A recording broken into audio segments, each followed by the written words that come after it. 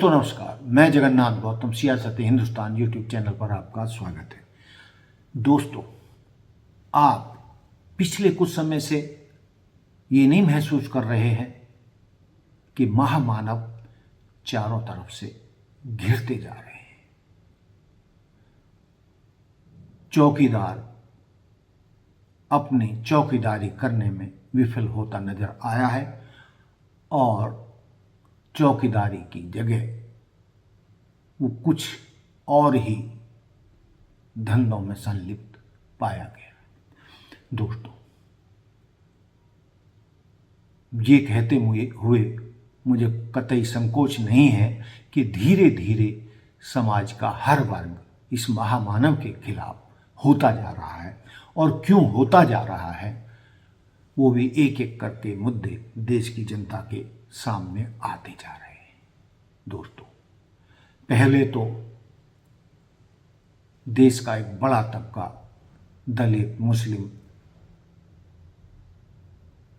खिलाफ हुए, क्योंकि ये महामानव देश के संविधान को, बाबा साहब अम्बेडकर के बनाए हुए संविधान को ही बदलने की बात कर रहा था और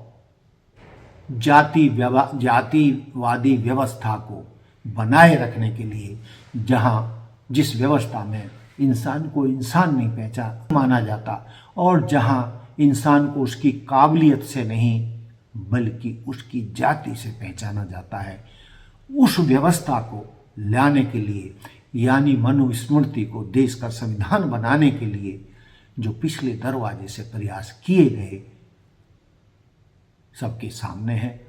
वो तो देश की जनता का भला हो या राहुल गांधी जो नेता प्रतिपक्ष हैं उनका भला हो कि उन्होंने देश की जनता को इतना जागृत कर दिया कि 2024 के लोकसभा चुनावों में जो नारा था कि अब की बार 400 पार, उसमें वो सफल नहीं हो पाए और 240 पर ही अटक गए। और दोस्तों, यदि अब की बार 400 पार वाला नारा सही साबित हो जाता और उसमें सफल हो जाते तो दोस्तों देश के संविधान का बदलना तय था।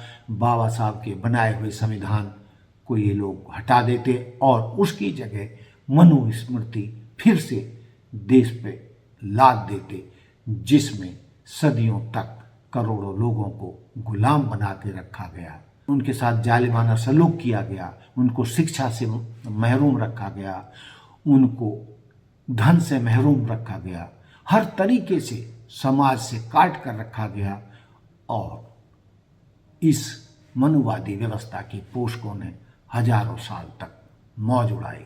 दोस्तों, जो सवर्ण समाज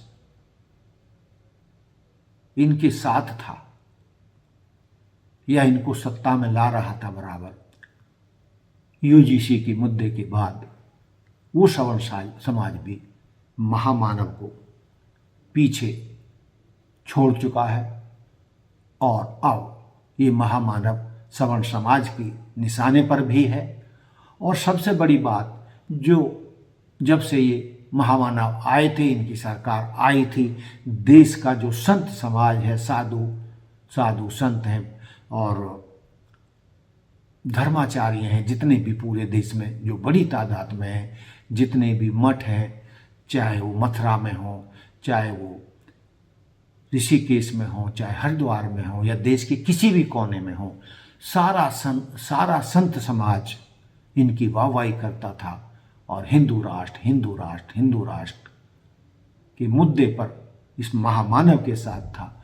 लेकिन दोस्तों, अब तो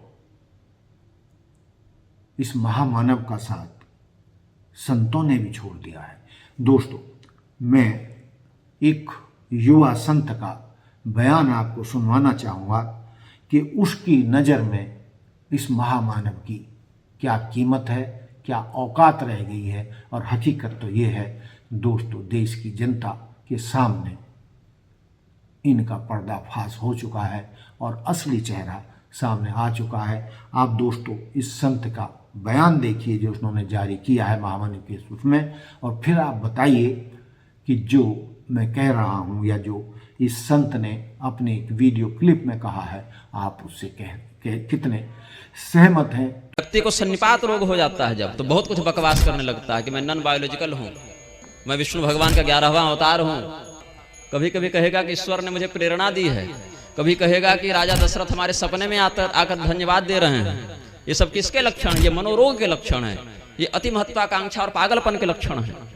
तो दुर्भाग्य से देश की सत्ता ऐसे ही मनोरोगियों के हाथ में है। और ये मनोरोग होता कैसे है? तो भगवान महादेव का मंदिर तोड़ने वालों को ये मनोरोग होता है, विश्वासघात करने वालों को ये प्राप्त होता है कि आडवाणी जी बूढ़े हो गए हैं, मार्गदर्शक मंडल में डालो, लेकिन हम तो अमृत पी के पैदा हुए थे। लेकिन दोस्तों, आज़ादी के बाद जब से देश में बाबा साहब का बनाया हुआ संविधान लागू हुआ, तो कुछ तब्दीलियां आनी शुरू हुई और उससे दलित, पिछड़े, शोषित, वंचित समाज के लोग भी शिक्षित होने लगे, धन अर्जित करने लगे और बड़े बड़े पदों पर पहुंचने लगे और देश की मुख्य धारा में शामिल होने लगे। लेकिन देश की कुछ ऐसी शक्तियां, चाहे आप उसको आरएसएस कहें या हिंदू राष्ट्र की आड़ में मनुवादी व्यवस्था को लागू करने की जो सोच है, उसको लादने की बात कहें, उसको लादने, मनुवादी व्यवस्था को लाने और मनुवादी व्यवस्था को संविधान का मूल मंत्र बनाने के जो कुत्सित प्रयास किए जा रहे थे, उससे फिलहाल तो देश बच गया है। लेकिन दोस्तों, ये कब तक? आप देख रहे हैं कि आज इस महामानव को डोनाल्ड ट्रंप के सामने आंख मिलाने की हिम्मत नहीं है, उसके सामने जाने की हिम्मत नहीं है। और हमारा जो टैरिफ का मुद्दा है, उसको डोनाल्ड ट्रंप बता रहे हैं कि ये हमने भारत के साथ समझौता किया है, जिसमें किसानों के साथ बहुत धोखा होने जा रहा है।